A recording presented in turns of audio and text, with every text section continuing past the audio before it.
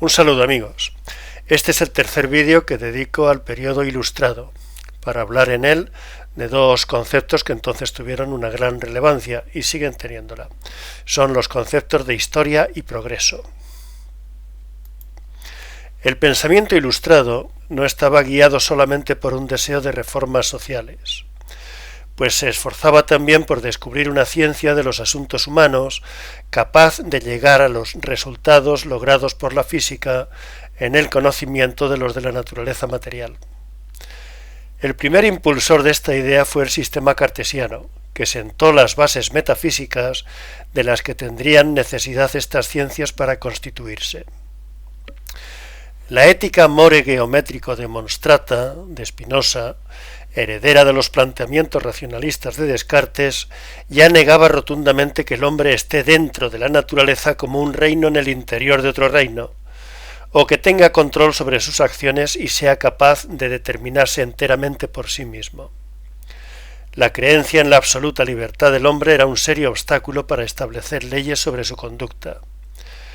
El método geométrico cartesiano contribuyó decisivamente a destruirla, pero por su insistencia en reducir también al hombre a líneas, superficies y ángulos, como cualquier otro sólido, no podía resultar aceptable.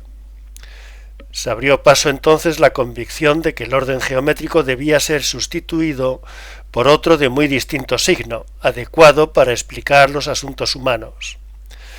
Con todo, una tendencia mecanicista más adecuada a los asuntos humanos, por cuanto no defendía el orden geométrico estricto de los filósofos racionalistas, tuvo sus defensores en Lametrie y Dolbach.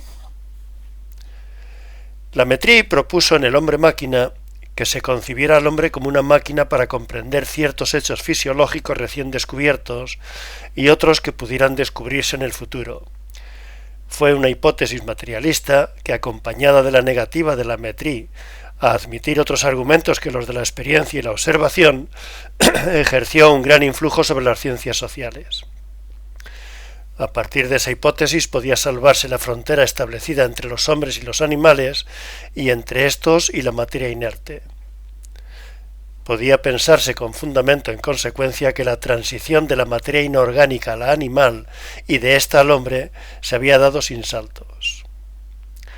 El barón Dolbach continuó sin restricciones esa hipótesis. En su Sistema de la naturaleza o las leyes del mundo físico y moral, defiende resueltamente que el hombre es un ser natural como cualquier otro, que no hay en él nada que no proceda de una causa eficiente y que por tanto no es libre ni una sola vez en su vida. Firme defensor del modelo materialista de explicación, se propuso eliminar todo lo que oliera a religión tradicional, a dioses, demonios, almas o espíritus. Solo existe materia y movimiento, afirmaba. Puede ser que estas afirmaciones sean exageradas. Puede ser también que sean incorrectas, pues pese a Dolbach no es fácil atribuir materialidad a los pensamientos, las intenciones o los ideales. Al menos no es fácil defender que estén compuestos de la misma materia que los cuchillos y los tenedores. Pero es indiscutible que su resistencia a admitir en las explicaciones científicas elementos supernaturales ha tenido un éxito posterior indudable, pues ya no se echa mano de los espíritus ni de nada que sea sobrenatural cuando se hacen cálculos sobre las órbitas de los electrones o se elaboran estadísticas sobre tendencias electorales. Como también ha tenido éxito la forma en que encaró el problema de la libertad. Si la ley que rige el universo, pensaba, se extiende a los actos de los individuos, entonces estos tienen que poder explicarse por recurso a los factores ambientales y a su dotación física y biológica, dejando al margen las experiencias subjetivas de libre elección a que ellos mismos suelen recurrir para dar razón de su conducta. Dolbach no dijo que estas experiencias sean falsas, admitió que usamos la elección, pero que puesto que lo más corriente es elegir aquello que se desea y nuestros deseos vienen dictados por procesos de los que no somos conscientes, la libertad es en realidad obediencia. Esta noción, que ya estaba presente en Hume, es de un gran calado. Una vez admitida, El objetivo fundamental de las ciencias de la conducta ha de consistir en examinar cuáles son las condiciones que permiten predecir lo que los individuos habrán de elegir, con el fin de prever su conducta. Este no es un procedimiento excesivamente alejado del que se utiliza en las ciencias de la naturaleza, por más que no se trate del mismo método de análisis matemático que preconizaron los racionalistas cartesianos. Aunque es probable que ninguno de estos dos autores creyera en el perfeccionamiento progresivo de la especie humana, la idea de una ciencia de la conducta, de la que también participaron, llevó a muchos a pensar que los hombres son capaces de darse instituciones sociales fundadas en la razón. Admirados por el fuerte impacto de la física de Newton, que según creían había revelado definitivamente las leyes necesarias y universales de la naturaleza, muchos ilustrados quisieron descubrir leyes parecidas en la historia humana. Confiaban en que una vez descubiertas sería fácil tomar decisiones sobre el cambio social, en vez de dejar que éste siguiera fluyendo a su arbitrio.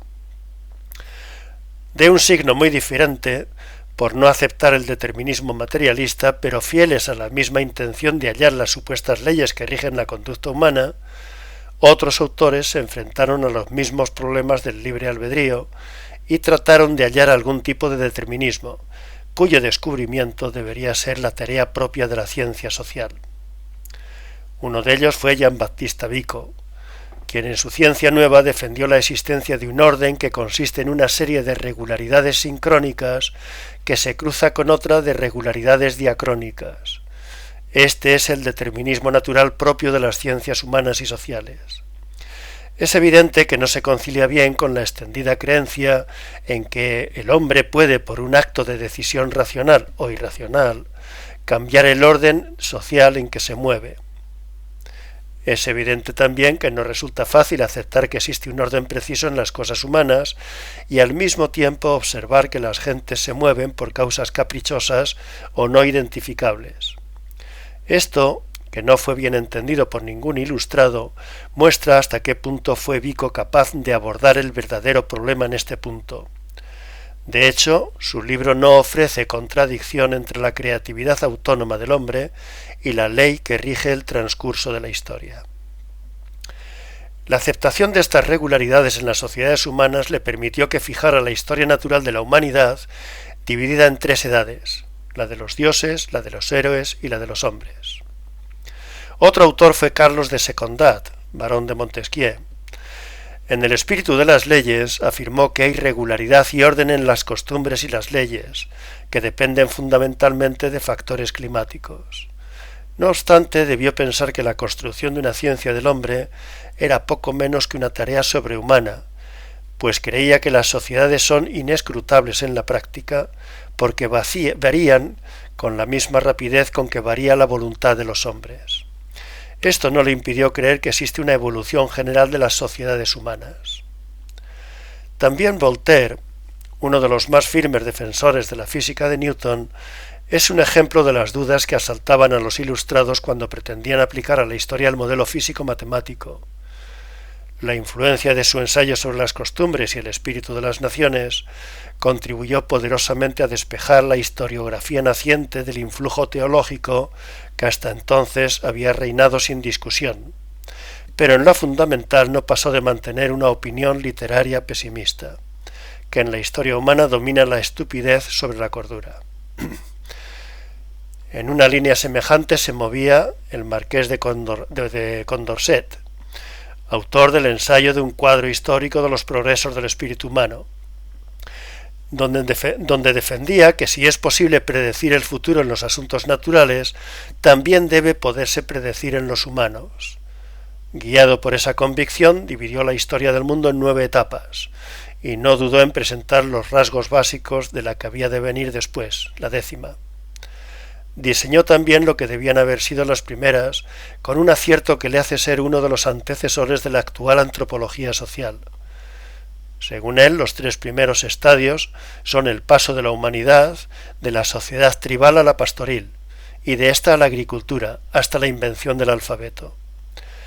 Se interesó poco, sin embargo, por el estudio de estos periodos, porque estaba convencido de que cuanto más se retrocediera en el tiempo, más obtusa era la mente de los humanos, y prestó atención a la evolución del espíritu. Le interesaba mostrar la liberación de la humanidad de las cadenas de la superstición. De ahí que su teoría de la evolución fuera de marcado signo etnocentrista, pues culminaba en la historia de Europa, y más en particular en la República de Francia. Su fe en el poder de la razón para adueñarse de la historia era tan grande, confió en tanto grado en que dicha razón tenía que consistir en la moderación y el sosiego, que no supo ver que tal vez Robespierre representara también ese poder cuando murió en la cárcel en la segunda fase de la Revolución Francesa. Aunque profundamente equivocadas, sus teorías son una prueba más del alto grado en que en el siglo XVIII se había impuesto la creencia en la evolución de las formas sociales. Muchos autores se dedicaron como él a dibujar los estadios por donde había pasado la humanidad. Lo hicieron Voltaire, Gibbon, Ferguson, Millard, Robertson, Turgot y otros. Este último, Turgot, dijo en su Historia Universal que la humanidad ha pasado por 3 edades: la caza, el pastoreo y la agricultura. En este libro se encuentran nociones sorprendentemente modernas. Los hombres, dice, sufrieron primero la escasez de alimentos de la naturaleza y se vieron obligados a convertirse en cazadores. Pero los animales estaban dispersos, lo que hizo que los pueblos también vivieran diseminados, separados unos de los otros. Eran nómadas y vivieron en grupos pequeños, con tendencia a la dispersión. Luego, en algunas partes se encontraron especies domesticables, lo que les permitió habitar en asentamientos fijos. Después vino la agricultura, con su producción de excedentes económicos y la aparición consecuente de la estratificación social. La obra de estos autores, en particular la de Turgot y Condorcet, influyó poderosamente en Malthus, Spencer y Darwin. En general, pese a que utilizaban rara vez el término evolución y preferían normalmente el de historia, lo que realmente interesaba a los ilustrados era la evolución sociocultural. Deseaban conocer los pasos por los que la humanidad ha pasado de la barbarie a la civilización, para lo que prescindían de las biografías de los grandes hombres, de las batallas famosas y de las intrigas cortesanas. Fue una creencia tan arraigada en el siglo XVIII que estuvo a punto de invadir la ciencia biológica. Diderot aventuró incluso que la materia inorgánica pudo haber sido la fuente de los vegetales, y estos de los animales, de los que a su vez habrían procedido los hombres. El propio Kant descubrió que las analogías entre muchos animales apuntan, por encima de sus diferencias, a la hipótesis de un antepasado común. Él fue el creador de la idea popular equivocada de que el hombre desciende del mono. Lamarck es hijo de estas convicciones. Pero en todas estas teorías, biológicas o sociales, incidía la creencia en el progreso. Era una creencia omnipresente. La formación de parlamentos representativos, las leyes de la hacienda pública, las leyes de la física newtoniana, etc., todo era obra del progreso. No desde luego la quema de libros de Rousseau o la esclavitud del Nuevo Mundo. Esto merece un comentario detenido. Evolución no es lo mismo que progreso, pues el segundo concepto hace referencia a la mejora o perfección, lo que no está presente o no debería estar en el primero. Existiría progreso siempre que los cambios desembocaran en una forma satisfactoria desde algún criterio previamente establecido o posteriormente descubierto. Lo que sucede es que esos criterios tienen poco o nulo interés desde una perspectiva científica. Decir que la retirada de los glaciares es un progreso hacia el clima tropical, o que la introducción de la tecnología avanzada en la agricultura es un progreso hacia la concentración de la propiedad de la tierra, es lo mismo que decir que en el primer caso hay un retroceso de los glaciares y en el segundo un retroceso de la descentralización de la propiedad. De modo que uno es lo mismo que el otro, y ambos coinciden en no añadir información alguna. Pueden tener significado desde una perspectiva especial, la de considerar que la dirección del cambio es moralmente aceptable. Pero esto es mezclar la ética con la ciencia, que cuenta entre sus características principales la de estar desprovista de valoraciones morales. Los ilustrados manifestaban las dos tendencias, la científica, que les impulsaba a buscar las causas del cambio en las sociedades, y la moral, que les llevaba a estudiar la dirección de los cambios hacia estados de mayor racionalidad. Lo frecuente es que dominara la segunda, que era relativamente fácil de aplicar a los cambios habidos durante los 2 últimos siglos en el pensamiento científico, pero muy vaga cuando se aplicaba a las instituciones sociales. Si de lo que se habla es de mejora y perfeccionamiento racionales, ¿qué permite ver mayor racionalidad en los parlamentos representativos surgidos tras la Revolución Francesa que en la Liga de los Iroqueses? Sin embargo, muchos ilustrados estaban tan convencidos de que los cambios se habían conducido a más racionalidad y justicia, que no fueron capaces de ver que estaban proyectando sobre ellos sus propios ideales morales y políticos. El orden moral y político ascendente que ellos percibían en la historia de la humanidad no era otra cosa que el orden moral y político que su sociedad estaba forjando. Estos solo fueron capaces de comprenderlo bastante tiempo más tarde Hegel y Marx. Hasta otro momento, amigos.